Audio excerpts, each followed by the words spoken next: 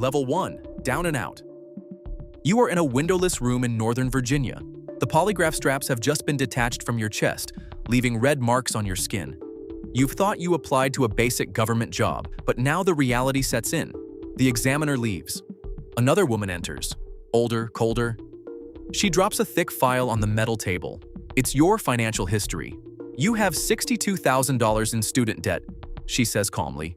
Your bank account has been overdrawn 3 times in the last year. You've worked in a coffee shop on a minimum wage for 13 months. You landlord just doubled the rent. Every powerful organization in the world looks for vulnerabilities, desperation, greed. They look for people exactly like you. She leans in, locking eyes with you. Do you have a price? You hesitate. She isn't looking for the truth. She's looking at how well you lie. If you say no, you will have access to the most closely guarded secrets on the planet. You will know how the world actually works. Finally, you say no. Welcome to the CIA. Level 2, the Analyst. You don't get an Aston Martin. You get a badge, a locker for your phone, and a freezing cubicle in a vault.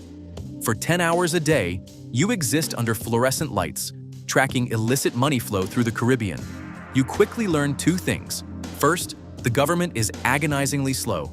Spot a cartel moving bulk cash? It takes 3 weeks and 50 pages of paperwork just to authorize a closer look. Second, the real players are breathtakingly rich.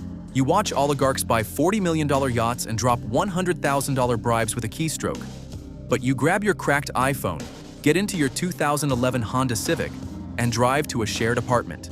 You guard the global financial order, but you still split the Wi-Fi bill on a $68,000 salary. By month 8, you notice an anomaly. It's not a foreign cartel. It's an ultra-wealthy American financier. You start tracking a web of offshore companies in the Virgin Islands. You notice a chilling pattern. Massive, unexplained wire transfers perfectly syncing up with private jet flight logs to a secluded private island. You aren't looking at corporate logistics. You are looking at a highly organized scheme catering to the global elite. He moves people, and he moves the hush money to cover it up, leaving 0 red tape. You write a report. You flag the shell companies. Your supervisor files it into the bureaucratic void, muttering something about domestic jurisdiction and it being above your pay grade. Nobody cares. But a week later in the Langley parking lot, a man in a tailored suit hands you a business card with nothing but a phone number. My employer was very impressed by how quickly you mapped his flight network. He requires exactly that kind of discretion, and he thinks you are entirely wasted here. Level 3, the consultant. The business card sits in your glove box for 3 days. On day 4, your car dies on the road. The mechanic quotes you $1,200. You have $412. You are tracking international crime syndicates, and you are taking the bus to work. You find a payphone and dial the number. The meeting is at a high-end steakhouse. The contact looks like a mid-level wealth manager. He buys you a $150 ribeye and talks about privacy management. My employer frequently flies high-profile guests to his private properties. He values discretion. We just need to know if Interpol or European intelligence has flagged his primary jet's tail number. An hour of your time. You run the mental calculus. You aren't handing over state secrets. You aren't covering up a crime. So you go back to the office, run the tail number through the watch lists, and confirm it's completely clean. You pass the message along. The man smiles, thanks you, and slides an iPad across the table. It displays a newly registered shell company. The account balance is $15,000. You pay the mechanic. You clear 3 months of student loans. For the first time in your adult life, you can actually breathe. You tell yourself it was a one-time, victimless background check. 2 weeks later, you get a text from an unknown number. The guests arrived safely, but a foreign prosecutor in Paris is asking too many questions about one of our properties. We need to know what he has. Are you free for lunch Thursday? You know you should delete it. You know you should report it to counterintelligence. Instead, you type, 1 p.m. works for me. Level 4, the inside man. A year goes by. Your offshore company holds $140,000. You still drive the Honda to office, but an expensive Rolex watch hides under your cuff. The steakhouse meetings are a routine, until one rainy Tuesday. Your contact slides over a photograph of a young woman. One of our guests overstepped, the contact says. She ran. She's trying to board a flight from Geneva to New York to speak with the FBI. She can't get on that plane. This isn't a background check. This is active containment. Back in the office, your hands shake. Every keystroke is logged. You bury the action inside a counterterrorism matrix.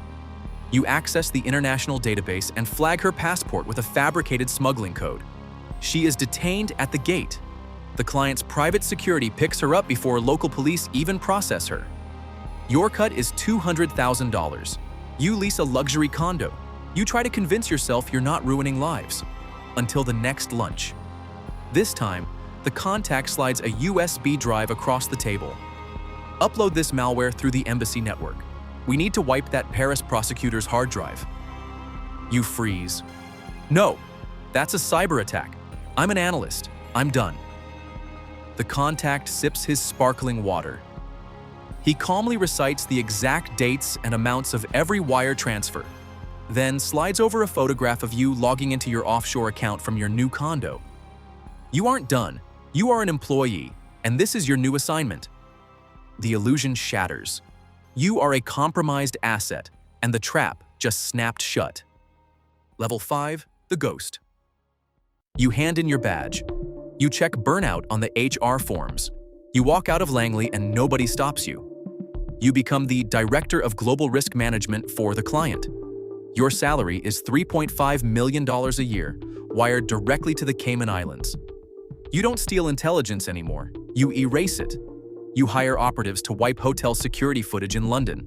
You bribe local police in the Virgin Islands to ignore emergency calls from the estate.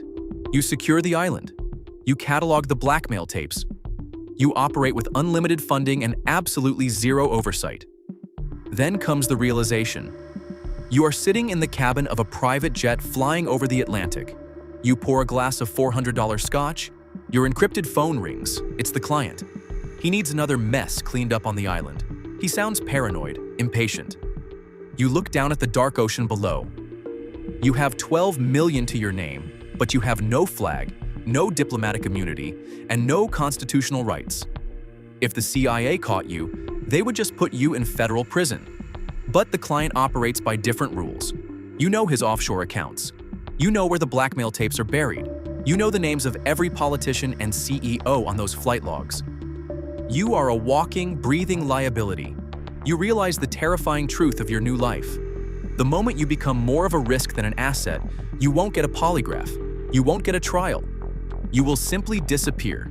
You won the game, and you can never leave. The file is closed, but your evaluation isn't over. Tell me in the comments, what is your price? Would you have taken that first $15,000, or do you actually believe you're corruption-proof? If you want access to more classified files on how the world actually works, hit that subscribe button.